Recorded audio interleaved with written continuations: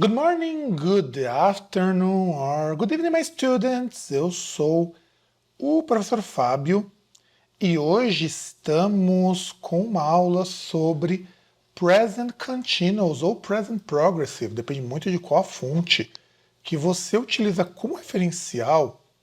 E eu acho que é legal falar um pouco de Present Continuous, Present Progressive. Primeiro porque eu acho que é o verbal tense mais fácil que tem em inglês. E segundo porque se usa bastante isso.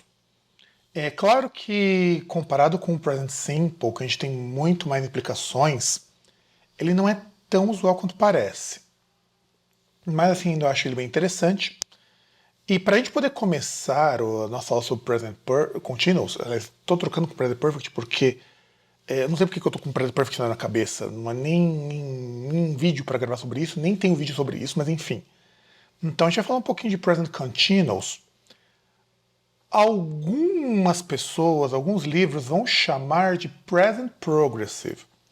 Isso é mais comum em gramáticas inglesas, em gramáticas britânicas. Normalmente em gramáticas americanas eles chamam de Present Perfect Continuous. Por que tem esse nome? Porque a gente fala de ações que são contínuas. Parece meio óbvio, né, Fábio? Por que ação contínua?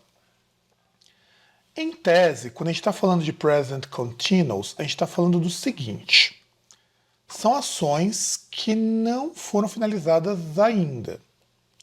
Ou seja, eu falo dessas ações, elas ainda estão acontecendo hoje.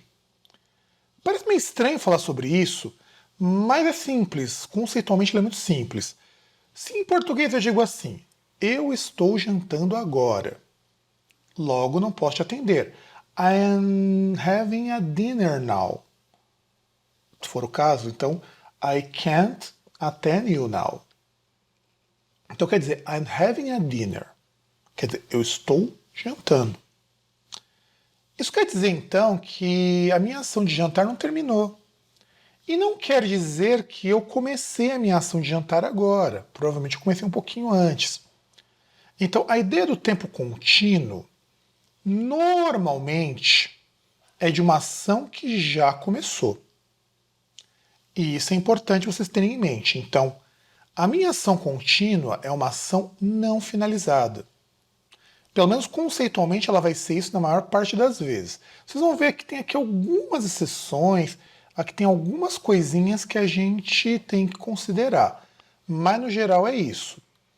E além disso, então, nós temos aqui as estruturas. Eu vou passar assim um resumão das estruturas na afirmativa, na negativa e na interrogativa. Então, na afirmativa nós temos I am working, então vejam que o verbo recebe o ing, o famigerado ing, you are working, he is working, she's working, is working, we are working, they are working. Lembrando que isso daqui, como ele é derivado do verbo to be, você pode utilizar I'm working, colocando o apóstrofo, you're working, colocando apóstrofo, tirando o A, he's working, she's working, inclusive isso aqui a pronúncia quase não muda. Is working, we're working e they're working. Daqui no PowerPoint eu não coloquei, porque eu acho que essa short form ela é muito conhecida por muita gente. E os exemplos já utilizam. Tá? Nenhum dos exemplos aqui tem long form.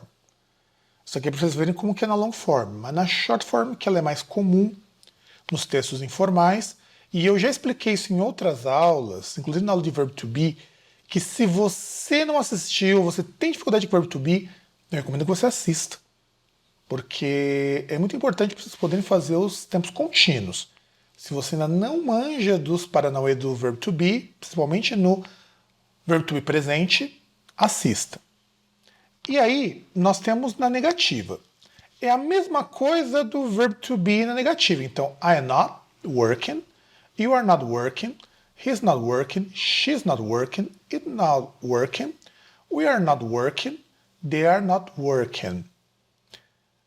Qual vai ser então a diferença aqui? Eu tenho o not. Então, I am not working. Tá? Então, quando a gente vai colocando isso, basicamente as regras de formação de negativa com o verbo auxiliar, isso vale para o present simple, vale para modal, é colocando not na frente. Essa é a regra. Porém, muita gente conhece também a forma curta, a gente vai ver daqui a pouquinho. E a interrogativa, am I working? Are you working? Is he working? Is she working? Is it working? Are we working? Are they working? No caso aqui, notem quando eu vou falar is it. A gente dificilmente em inglês não é muito natural você falar is it working. Normalmente a gente diz is it. Tá? Então, is it working? Esse som do S ele quase se parece com um Z. É almost a Z sound. Então, is it working? Então, repitam depois comigo. A sequência, am I working? Lembrando que não é working, é an. É o som com até an. Então, working. Esse som do ING a gente fala an. Esse é o som do ING para quase todas as palavras. Para todas as palavras que tiver ING no inglês é an, o som. Então, working, crying.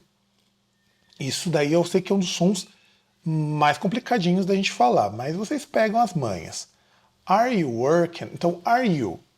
Are you também é outra forma que a gente, no inglês falado, no spoken English é um pouquinho diferente. No inglês falado você não fala are you working? Só se você falar muito devagar ou tiver uma situação muito formal. O mais usual é are you working? Então fala are you. Então se você não quiser errar, are you working? Aí tá correto. E o resto não tem muito o que falar, não muda muita coisa. Então até aqui não tem muitos problemas. Então vamos ver aqui alguns exemplos. Julie usually goes to the school by bus, but today she's going by car. Julie normalmente vai para a escola de ônibus, mas hoje ela está indo de carro.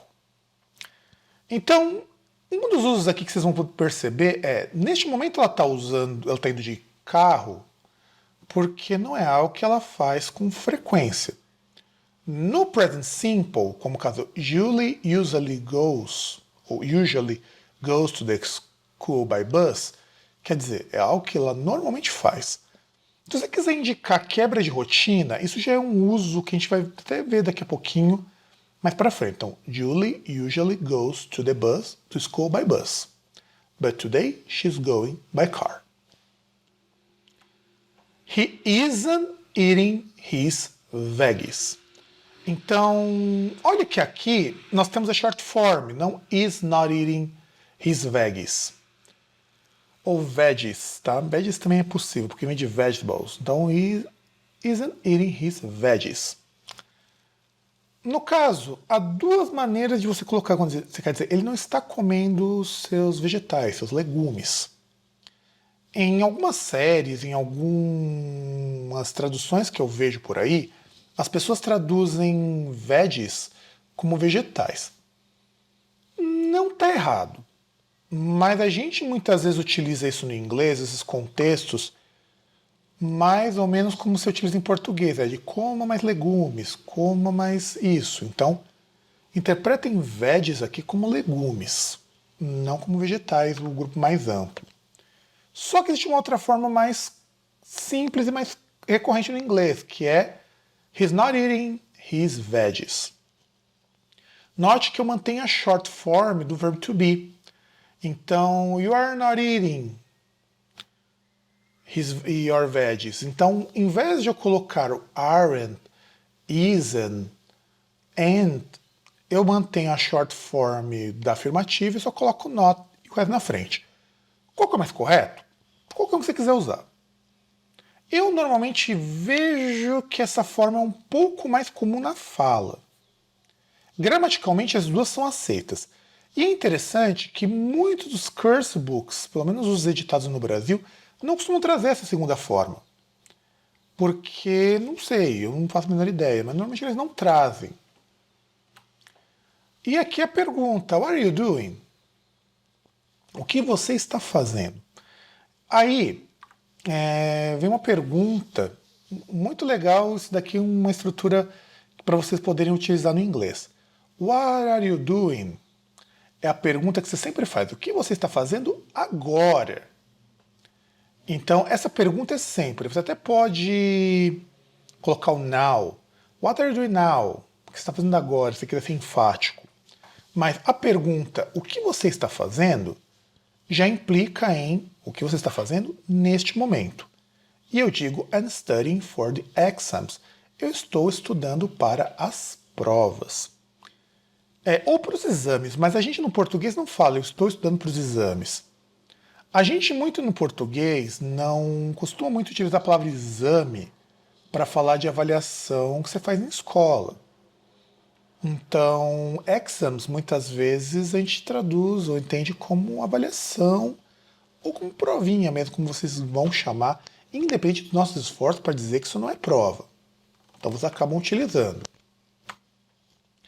E vamos às regras de spelling, que pelo menos para mim são as regrinhas mais chatinhas que tem, porque o que acontece aqui?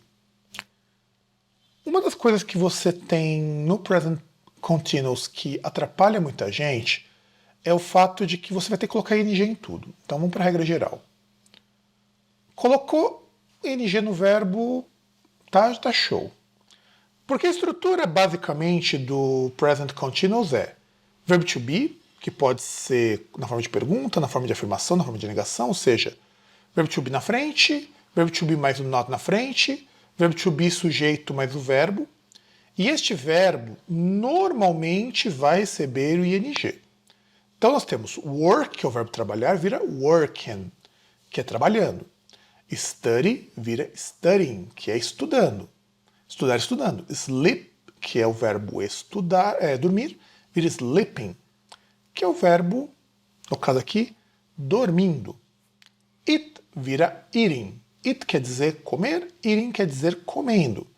Play, que pode ser jogar, pode ser brincar, pode ser tocar algum instrumento, vira playing, que é a mesma coisa, tocando, jogando. Essa vai ser a regra, gente, que vai servir para a maior parte dos verbos em inglês. Então vocês vão usar para quase tudo. Aqui vocês não precisam se preocupar se o verbo ele é regular ou não. Olha que coisa legal. O único verbo que vocês não vão usar essa regra, inclusive essa regra vai para o verbo to be. Be vira being. Porque mesmo mostrando as regras seguintes, o verbo to be é a única exceção aqui. O be ele segue a regra geral. Então isso é super importante para vocês não esquecerem dessa parte dos verbos com ing. E muita gente, quando vai estudar isso aqui, eu vou perguntar, professor, isso aqui não é igual o gerúndio do português? É. Só que eu não gosto, eu particularmente não gosto de ensinar isso aqui como se fosse gerúndio. E tem algumas razões. Primeiro, porque gerund em inglês é uma outra coisa. Segundo, porque gerund a gente pressupõe, em língua portuguesa, que é chamada de forma nominal. Em inglês também é. Então, studying, por exemplo, pode ser o ato de estudar. Sharing, por exemplo, é o ato de compartilhar. Então, eu particularmente não gosto muito de falar que é equivalente ao gerúndio, porque depois, para quem vai avançar um pouquinho no inglês, você vai ver que o gerúndio no inglês é outra coisa. Mas se você quiser, para memorizar, para não esquecer, que isso daqui é equivalente ao nosso gerúndio, não tem problema. Mas não é gerúndio. Isso tem um outro nome em inglês, chamado de ing clause. Esse é o nome que eles dão em língua inglesa. Mas não precisa decorar esses nomes, não. Lembre-se que coloca o ing, o então, working, studying, sleeping, eating, playing. Right?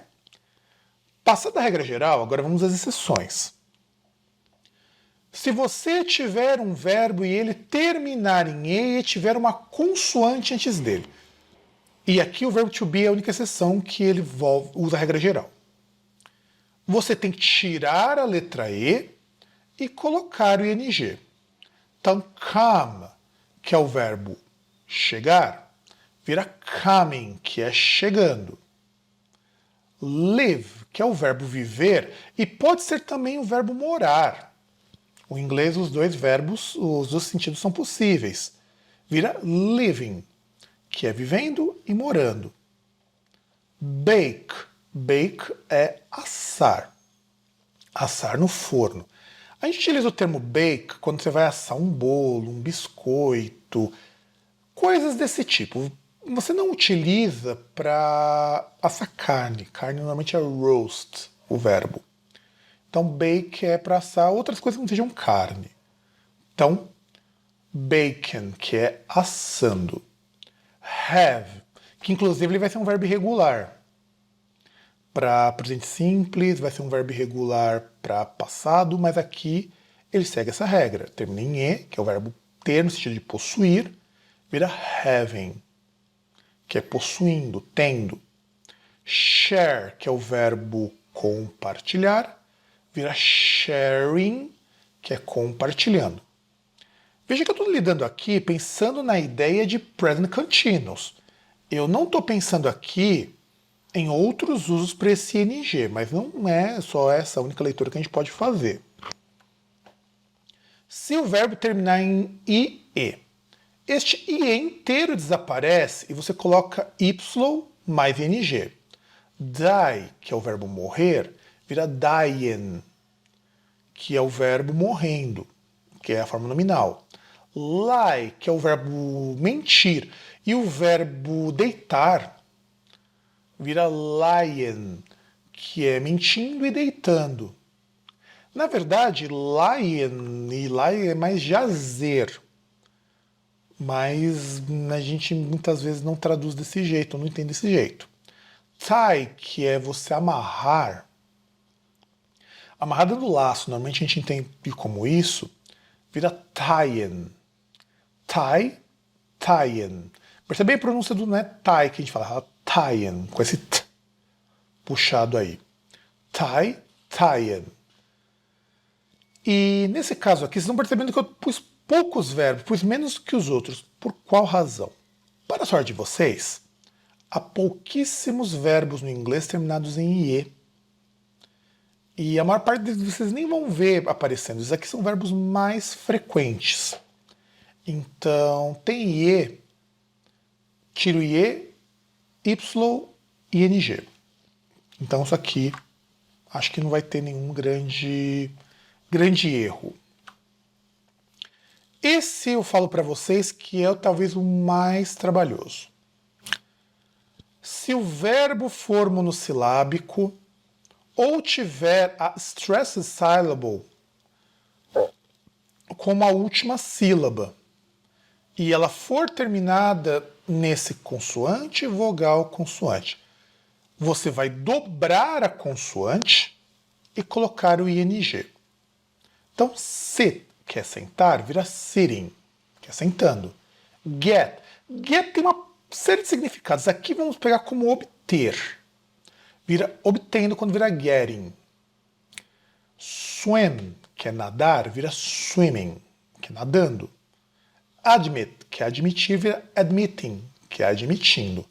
Begin, que é começar, vira começando. E nesse caso aqui, vale a gente apontar para o verbo begin.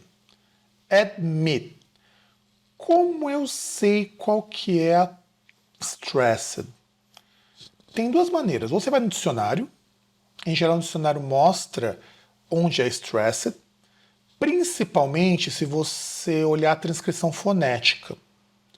Em geral, se for a transcrição normal, e normalmente isso está presente em dicionários de inglês para inglês, você vai ver um apóstrofo antes da sílaba stressed.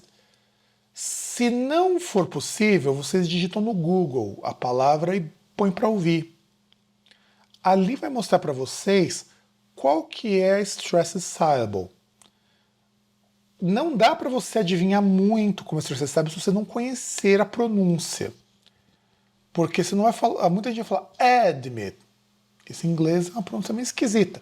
É como se eu falasse, por exemplo, cabelo. E não cabelo. Percebe? É parecido isso. Então, conhecer o stressed das palavras é interessante. Por isso recomendo, olhem no dicionário ou escutem no Google.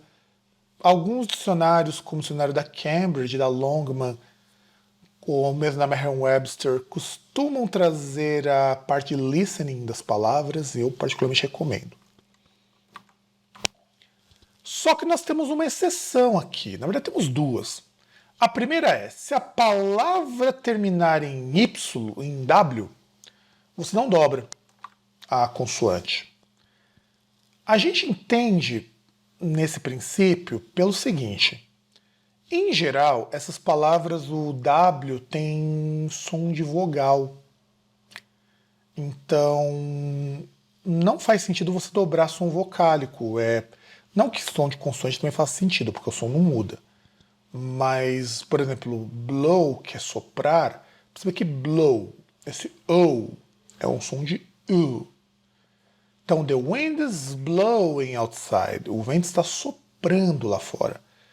Então, no caso blow é monossilábico. Eu tenho a sequência consoante, no caso do L, vowel, que é o O, e consonant de novo, que é o W. Mesmo mantém a mesma coisa. ING, ele segue a regra geral. Não há tantos verbos terminados em Y nesse esquema. Então, para facilitar para vocês, terminou em Y, no Y em W, já usa a regra geral. Isso já facilita horrores na hora de vocês colocarem o ING. E aqui nós temos duas palavras que têm diferenças de spelling a despeito de você não ter diferença de pronúncia. Travel, que é o verbo viajar. Em inglês americano é só colocar o ING, então traveling. E traveling no inglês britânico você dobra a vogal não, a consoante L. Por quê? Muito provavelmente por razões históricas, porque a pronúncia é basicamente a mesma. Há quem argumente que o britânico fala travel, dando uma alongada em V, porque stressed syllable não necessariamente é equivalente a uma sílaba tônica. A stressed é aquela que você dá mais ênfase. Esse é o conceito de stressed. Então, para o britânico é travel. Então, parece que ela é um pouco mais enfática. Então, dá um L, mas a pronúncia ela é basicamente igual nos dois. Talvez porque em inglês você fala travel e em inglês britânico fala travel. Mas não muda muita coisa, não. Mas o spelling muda. E qual que você pode usar? Qualquer um, gente. Não tem problema quando você usar. Cancel, que é o verbo cancelar, é a mesma coisa. Canceling, com L só nos Estados Unidos, e todos os restos do pessoal que fala inglês, e canceling, com dois L's, na Inglaterra. Na verdade, traveling com dois L's e canceling com dois L's é mais inglês. Todo o resto do mundo que fala inglês utiliza a regra geral. Então, eu particularmente recomendo continuarem usando a regra geral, mas eventualmente vocês vão ver utilizando esses dois L's, ou no caso dessas duas palavras em específico.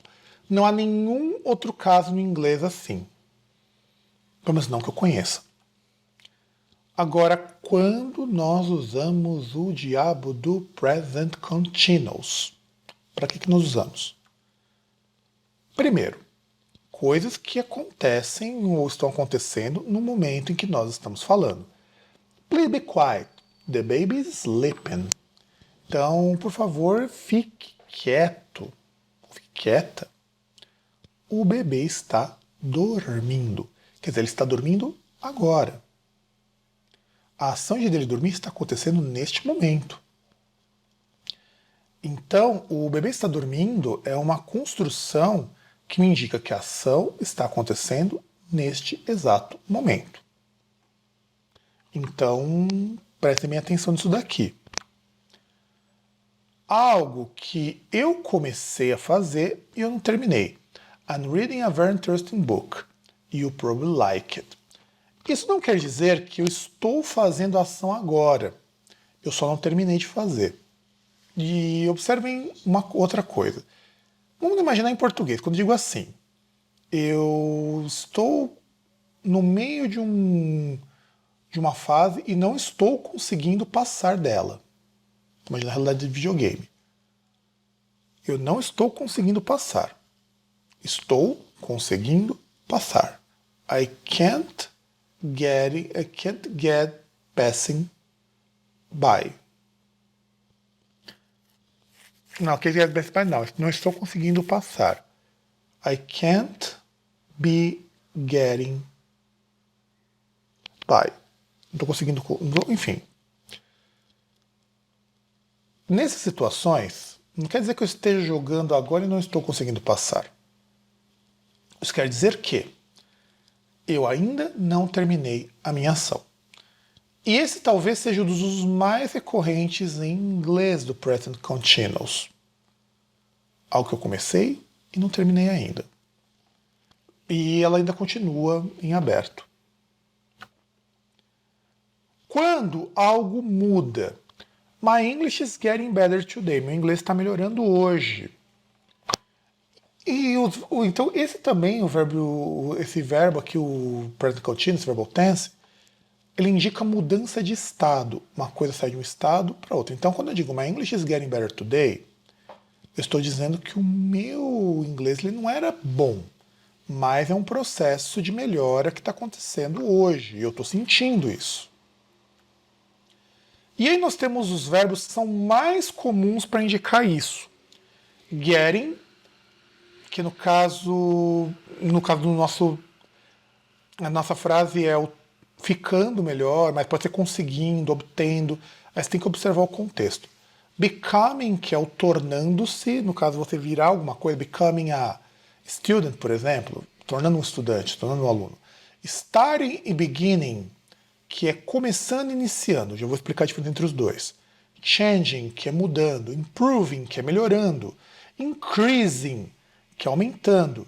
Rising, que é subindo. Falling, que é caindo. E ele é o contrário de rising e increasing. Growing, que é crescendo. Então tudo que me indica mudança de estado, eu vou usar isso daqui. E aí, qual vai ser a diferença de beginning e start? Vai ter o start e beginning. Nenhuma. Você pode usar qualquer um deles. Na maior parte das vezes, o start vai ser preferível porque ele é menos formal. E begin ele é mais formal. Então, começar e iniciar serve qualquer um deles. O to begin, no caso, beginning, ele é formalzão. Só que nós temos um caso em que begin é obrigatório, ou pelo menos mais usual. Quando você tem uma ação que é parte de uma ação maior, ou é parte de uma série de ações que vão acontecer depois. Então, quer dizer, não é só começar uma coisa, eu vou começar e vão ter outras coisas depois que serão feitas. Start é quando você coloca algo em movimento, ou algo para funcionar, ou algo que aconteceu de repente. Então, isso é o start. Então, começou algo do nada. Então, isso é o start. Para ilustrar isso, vamos ver alguns exemplos. Carl is beginning his first movement in the last chess match. Carl está começando seu primeiro movimento na última partida de xadrez. Quer dizer, ele começou o movimento dele, porque vão ter outros movimentos dos outros jogadores, inclusive dele. Então aqui é uma situação em que a minha ação, nesse caso, é uma ação que ela vai desencadear em outras ações de outras pessoas. Aí você utiliza o begin. Aí starting não cabe aí. He's starting the first movement? Não. Aqui não faz sentido. This machine is starting to make weird noises. Esta máquina está começando a fazer ruídos muito estranhos. Ou ruídos esquisitos. Aqui no caso, por que é starting? Porque é algo que uma máquina está fazendo. E também pode ser algo repentino. Então, starting é algo que está sendo colocado em funcionamento, em movimento, ou é algo repentino. Tanto faz como vocês verem aqui. Aí voltamos para o English. My English is getting better today. Note que aqui eu estou indicando mudança de estado. E eu tenho today para ajudar. Então, nisso, há expressões que quase sempre vão aparecer em mudança de estado. Today, que é o hoje. This week, que é essa semana. This month, que é esse mês. This year, que é esse ano. Now e uma série de outras expressões que indiquem que antes não era desse jeito e agora está sendo, está mudando. Então, isso vai indicar mudança. I can't go to your party because I'm working tomorrow morning. Esse eu acho que é um dos usos mais negligenciados. Quando eu tenho eventos que são futuros e eles já estão planejados. Eu não posso ir para sua festa, pois vou trabalhar amanhã cedo. O fato de eu dizer eu vou trabalhar já está certo que eu vou fazer isso. Em geral, eu vou utilizar isso para coisas que eu com certeza vou fazer no futuro. Aí eu utilizo o present continuous. Mas eu não poderia usar o future simples? I can't go to your party because I will work tomorrow. Poderia. O que acontece é que em situações menos formais, o will ele é guardado para outras situações de prediction. Aqui, no caso, eu vou trabalhar amanhã porque é algo que já está acordado e faz parte da minha rotina. Então, essa é basicamente, turma, a nossa aula de Present Continuous. Eu espero que vocês tenham gostado, espero que vocês tenham aprendido alguma coisa. Present Continuous não é difícil. Pratiquem bastante e nos vemos na nossa próxima aula.